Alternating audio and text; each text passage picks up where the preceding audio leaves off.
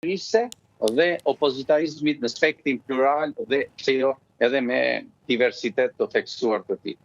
Dhe nëse kjo Aleksandër Dodh që shtatori mund sjell një protestë shumë fish më të fortë nga ajo që është zhvilluar në javët e fundit, pra le të themi e krahasueshme me protestën që ishte në fillimet e saj, në javët e para të qershorit dhe të korrikut.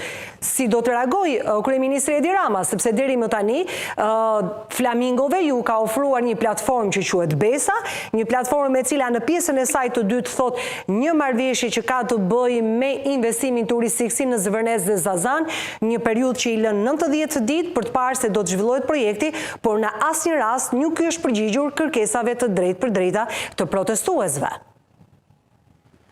Unë mendoj që pyetja juaj në fakt duhet të fokusohet tek ajo që ne kemi si pritshmëri publike. Çfarë do të ndodhë me protestën dhe cili do të jetë strukturimi politik i protestës. Si do të vijojë më tej ajo në raportet midis opozitës formale dhe opozitarizmit formal të vendit dhe opozitarizmit qytetar që mishërohet tek protesta rreth 3 muajsh.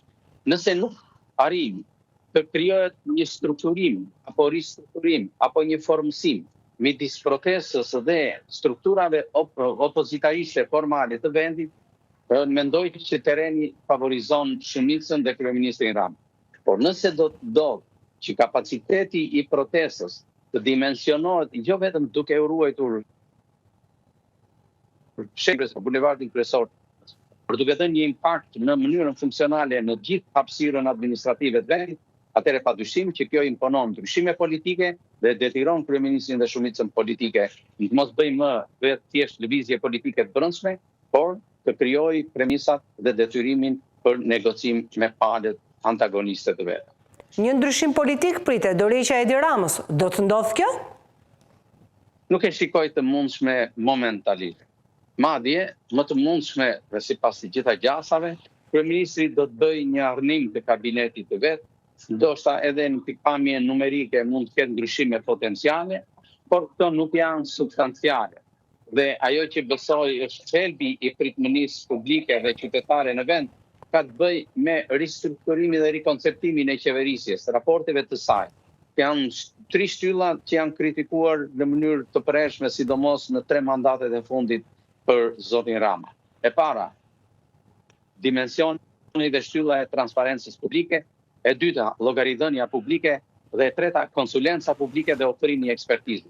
Konsulenca publike nënkupton faktin që për projekte që vllabërojnë miliona euro nga buxheti publik nuk kalojnë një shqyrtesë dhe një konsulencë, qoftë në nivelin e parë që ka të bëjë me ekspertizën, me të kualifikuarit, me profesionistët, dhe niveli i dytë me grupet e interesit dhe prekshmërinë që shkakton apo ndikimin që jep mbi komunitetet e qytetare.